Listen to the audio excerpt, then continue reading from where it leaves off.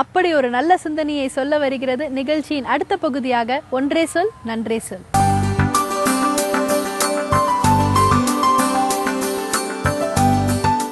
பாலியல் செய்திகள் குறித்து வெளிப்படையாக பேசுவது, அதுவும் இளைஞர்களிடம் பேசுவது மிகவும் தவறானது என்று கருதிய காலம் ஒன்று உண்டு. ஆனால் இன்றைக்கு பாலியல் செய்திகளை பேசாமல் இருப்பதுதான் தவறானது என்கிற கருத்து வளர்ந்து கொண்டிருக்கிறது. ஆனால் யார் பேச வேண்டும் என்பதும் அதில் முதன்மையானது. பேச வேண்டியவர்கள் பேசினால் சரியான தகவல்களை நாம் தெரிந்து கொள்ளலாம்.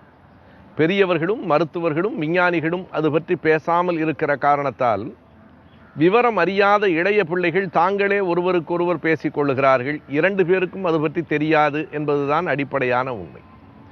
இன்றைக்கு இணையதளம் போன்ற பல்வேறு விதமான விஞ்ஞான வளர்ச்சிகள் வந்துவிட்டாலும் கூட அதை முறையாகவும் நாகரிகமாகவும் சொல்லிக் கொடுக்கிற மருத்துவர்கள் ஒரு சமூகத்துக்கு எப்போதும் தேவையாக இருக்கிறார்கள்.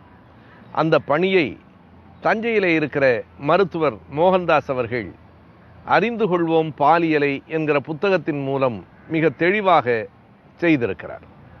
திறம்படவும் அந்த நூலை அவர் எழுதியிருக்கிறார். ஒவ்வொரு இயல் தொடங்குகிற போதும் திருவள்ளுவர் படமும் அதற்கு கீழே இருக்கிற குறளும் தமிழ் மரபு சார்ந்தும் அந்த பாலியல் சொல்லித்தரப்படுகிறது என்கிற நல்ல நம்பிக்கையையும் மகிழ்ச்சியையும் நமக்கு தருகிறது.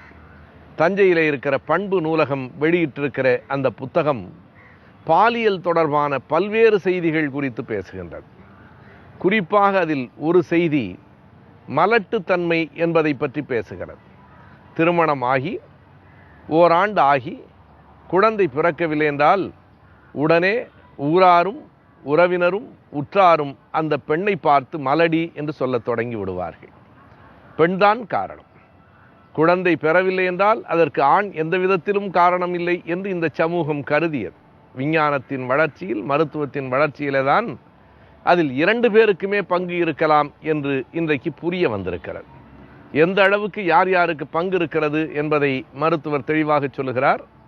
40% பெண்கள் காரணமாக இருக்கலாம், 40% ஆண்களும் காரணமாக இருக்கலாம், 10% 2 பேரும் சேர்ந்து காரணமாக இருக்கலாம், இன்னொரு 10% வேறு விதமான சூழ்நிலைகள் காரணமாக இருக்கலாம். எனவே குழந்தை பிறக்கவில்லை என்றால் அதற்கு பெண் மட்டும்தான் பொறுப்பு என்பதும் அவளை மலடி என்று சொல்லி இழிவுபடுத்துவதும் சமூக கொடுமைகள் என்பதை அவர் விளக்குகிறார். மலடி என்று சொல்லிருக்கிறதே தவிர சமூகத்திலே மலடன் என்று ஒரு சொல்லும் இல்லை. எனவே இது மலட்டுத்தன்மை என்கிற பொருளிலே பேசப்பட வேண்டியதில்லை. அதை எப்படி தீர்த்து கொள்வது என்பது பற்றி பேச வேண்டும். 1950களிலேயே அந்த சிந்தனை வருகிறது. ஆனாலும் கூட 2 பெரிய மருத்துவ விஞ்ஞானிகள், ராபர்ட் எட்வர்ஸ் என்கிறவரும் ஸ்டெப்போ என்கிற இன்னொரு விஞ்ஞானியும் 1966 தான் ஏறத்தாழ இது குறித்த ஆய்வுகளில் ஒரு முடிவுக்கு வருகிறார்கள். எதனால் குழந்தை பிறக்கவில்லை, என்னென்ன காரணங்கள் இருக்கலாம். சர்க்கரை நோய் கூட ஒரு காரணமாக இருக்கலாம். மிக பெரும்பான்மையான காரணம் பெண்ணினுடைய கரு குழாயிலே இருக்கிற அடைப்பு காரணமாக இருக்கலாம். உயிர் அணுக்களை அந்த சினை முட்டைகளோடு சேர விடாமல் கரு முட்டைகளிலே ஏற்படுகிற அந்த கரு குழாய்களிலே ஏற்படுகிற அடைப்பு காரணமாக இருக்கலாம். அதை நீக்கினால் குழந்தை பிறக்கும். அல்லது ஆண்களின் உயிர் அணுவையும் பெண்களின் சினை முட்டையையும் ஒரு சோதனை குழாயிலே சேர்த்து குழந்தையை பிறக்க வைக்கலாம் என்கிற எண்ணம் வருகிறது. பெண்களிடம் மட்டுமல்ல, ஆண்களுக்கும் பல்வேறு விதமான காரணங்கள் இருக்கலாம். அந்த உயிர் அணுக்களினுடைய அளவு குறைவாக இருக்கலாம், அளவு நிறைவாக இருந்தாலும் அது நகரும் வேகம் குறைவாக இருக்கலாம், அதில் இருக்கிற அமிலத்தன்மை அதன் உயிர் அணுக்களை அழித்து விடுவதாக கூட இருக்கலாம். எனவே பல்வேறு காரணங்கள் இருக்கின்றன என்பதையெல்லாம் கண்டறிந்து முதலாக சோதனை குழாயிலே ஒரு குழந்தை பிறக்கிறது. லூயிஸ் பிரவுனுக்கு இப்போது வயது 32.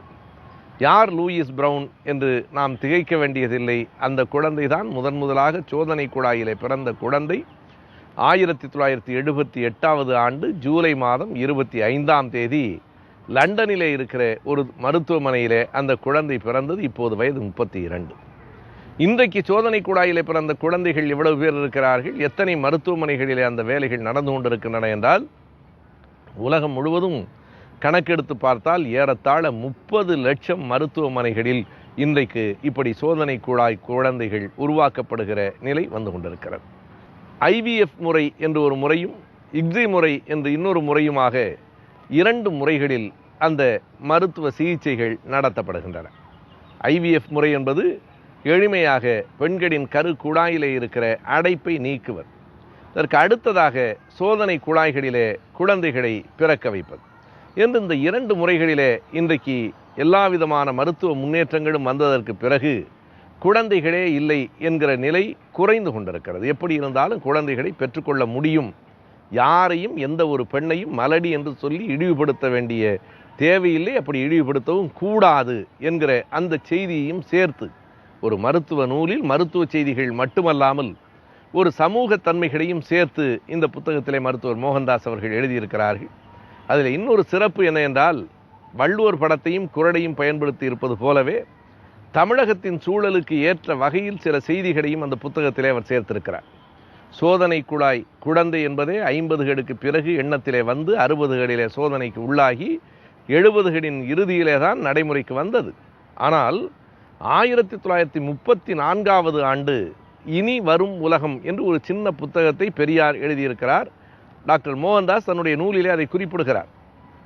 1934 உலகத்தில் எந்த மூலையிலும் எந்த மருத்துவ விஞ்ஞானியினுடைய எண்ணத்திலும் தோன்றாத காலத்தில் இனி வரும் உலகம் என்று ஒரு சின்ன நூலை பெரியார் எழுதியிருக்கிறார். அந்த நூலில் பெரியார் சொல்லுகிறார், எதிர்வரும் காலத்தில் ஆணும் பெண்ணும் சேர்ந்துதான் குழந்தை பெற வேண்டும் என்கிற நிலை இல்லாமல் உயிர் அணுக்களையும் சினை முட்டைகளையும் எடுத்து தனியாகவே சோதனை சாலைகளிலே குழந்தையை உருவாக்குகிற காலமெல்லாம் வரத்தான் போகிறது என்று எழுதியிருக்கிறார் என்பதை அவர் குறிப்பிட்டுவிட்டு, எப்படி இவரால் இத்தனை ஆண்டுகளுக்கு முன்பு இப்படி சிந்தித்திருக்க முடிகிறது என்பது தெரியவில்லை என்பதையும் குறிக்கிறார்.